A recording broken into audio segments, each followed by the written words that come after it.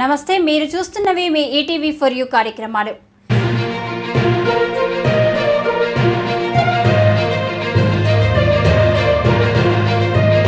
భద్రాద్రి కొత్తగూడెం జిల్లా కోర్టులో జిల్లా ప్రధాన న్యాయమూర్తి వసంత్ పాటిల్తో పాటుగా జిల్లా ప్రధాన న్యాయమూర్తులు న్యాయవాది నిమ్మల సోమిరెడ్డి మృతికి నివాళులు అర్పిస్తూ 2 నిమిషాల పాటు మౌనం పాటించారు. నిమ్మల సోమిరెడ్డి సేవలను కొనియాడారు.